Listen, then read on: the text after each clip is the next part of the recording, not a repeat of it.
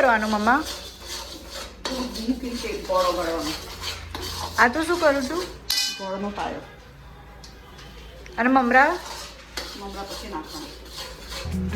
Okay, તો ઉત્તરાયણ આવી રહી છે તો ઓબ્વિયસ છે કે આપણે લોકો ગુજરાતીઓ છે અને આપણે નાસ્તા માટે બહુ ફેમસ છીએ. તો મમરાના લાડુ અને તલના લાડુની રેસીપી આમાં તમને જોવા મળશે. એના માટે ઘી લીધું તે? બસ તૈયાર થઈ ગયો? એટલું ઇઝી છે? એટલું ઇઝી છે. બનાવજે ને બેટા. જલ્દી બનાવજે. હા તો કરવો પડે. આમાં શું ધ્યાન આપવાનું મમ્મી? ગોળ એકદમ સમારીને ઝીણો કરવાનો એટલે પાયો બહુ પતલી છે કાપો થઈ જાય એને ઓગાળવામાં છે. ઓકે. આ મારું એવું થોડુંક થઈ ગયું. આ તો રેડી થઈ ગયા છે હવે મમરાના લાડુ. હવે ટર્ન છે તલના લાડુનું. હવે શું બનાવું છું મમ્મી? તલના લાડવા. આમાં શું કરવાનું? ઘી નાખવાનું, ગોળનો પાયો બનાવવાનો. અને આ બીજું શું નાખ્યું છે? ગોળના કાંગડા છે એટલે બરાબર કપાવાનું. અચ્છા, તો મહેનત છે. મહેનત છે કારણ કે ગોળ આના પછી તલ નાખવાના. પછી રેડી?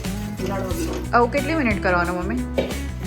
આમ થોડો ઓગળી જાય ગોળ અને થોડુંક પરપોટા જેવા ઉપર આવે ને. આ તો ગોળ ઓગળો ગાંગડા હતા ને એટલે બાકી તરત થઈ જાય. પછી વધારે પતળી થઈ જાય ને તો લાકડા જેવા થઈ જાય. કમ્પ્લીટ કન્સિસ્ટન્સી થઈ ગઈ. આમ ઉપરથી આમ કરે ને તો આઈડિયા આવે. એવું ના કરવાનું હોય. ઓકે. હવે યુટ્યુબમાં કામ નહીં આવે. નથી બરાબર. હમણાં તો તમે કામ કરી રહ્યા છો મમ્મા. તમારે ખાલી જોવાનું છે બધું. તમે કશું કામ ના નથી. બધું તો ઇજ્જત તો ફરતો કર્યું છે.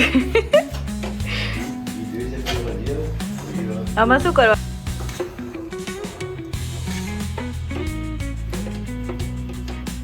કાંઈ તો નહીં બરાબર.